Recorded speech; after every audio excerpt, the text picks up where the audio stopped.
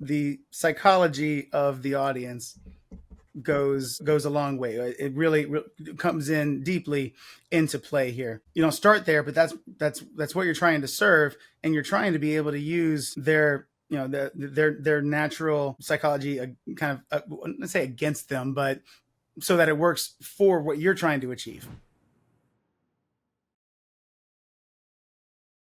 When you are in the creative process and you're saying, okay, we need to design X environment, how do you go about doing that? How much does audience psychology play into developing these environments? Talk to us about some of those like tangible, concrete things that designers think about when they're intentionally creating environments.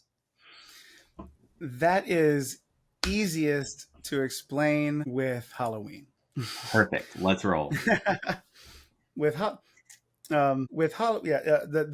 the psychology of the audience goes a long way. It really comes in deeply into play here. You don't start there, but that's what you're trying to serve, and you're trying to be able to use their their natural psychology, kind of let's say against them, but so that it works for what you're trying to achieve. And then in the example of haunted houses, against them, because it's the same as scary movies.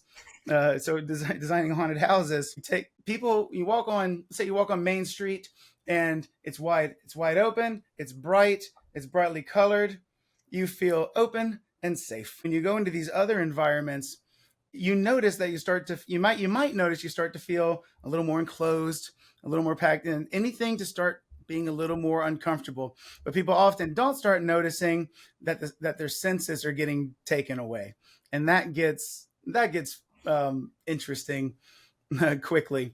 When you go into, let's take one haunted house for example, and the you would go in, and also that's also why it's dark. That's why the lights keep doing this, so you don't see well, and nothing stays still. And if it does, all the strobes are messing. So you lose sight. That makes you uncomfortable. And if they're blasting heavy metal music very, very loudly, its sound has a physical effect on you, and in good ways or in bad. And so you can't hear anything. Nothing makes sense in a loud environment like that you also now can't see well in, and it's probably full of fog, or it's full of smoke. And then you know that something's going to jump out at you, but from where? And then they have they have the fake out spots. That's the horror movies do that all the time. All right, well, you're sure it's going to be there, but nope, that's not the one. Oh, that's just to make you look there so it can come out from there.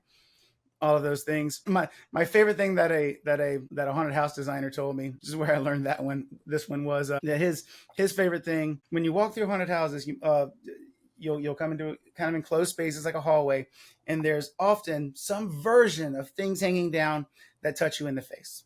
That you have to walk through. And that's because with all those other things happening, you don't want things touching you.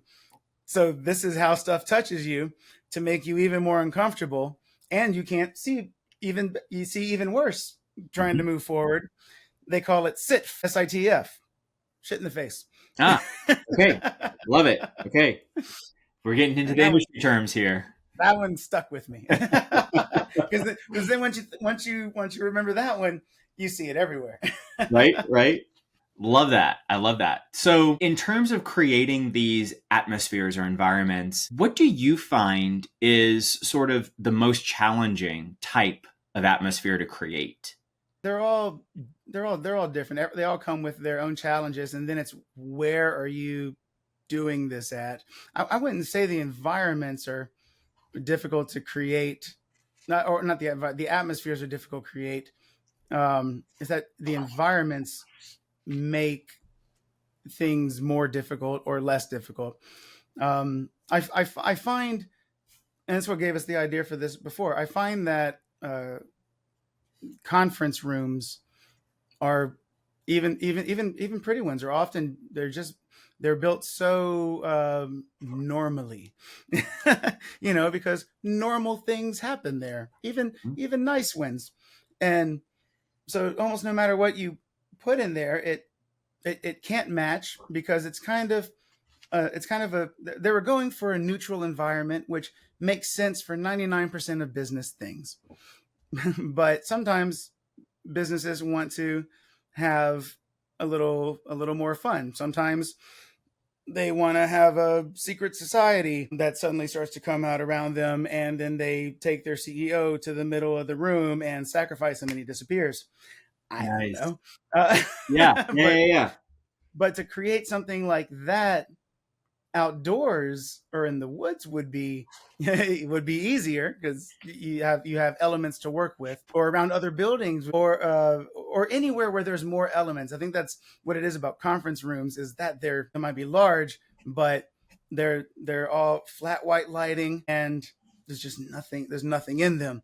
So if you're going to fill that space, you have to fill a lot of it, or you start getting creative with it, start throwing mirrors. How many mirrors will it take to fill this hole, to cut off this room, and do things like that, and hope people, maybe they won't run into the mirrors. They probably will. I've never done the mirrors, but it would work, and they'd probably run into the mirrors. Yeah. Um, Yeah. but No.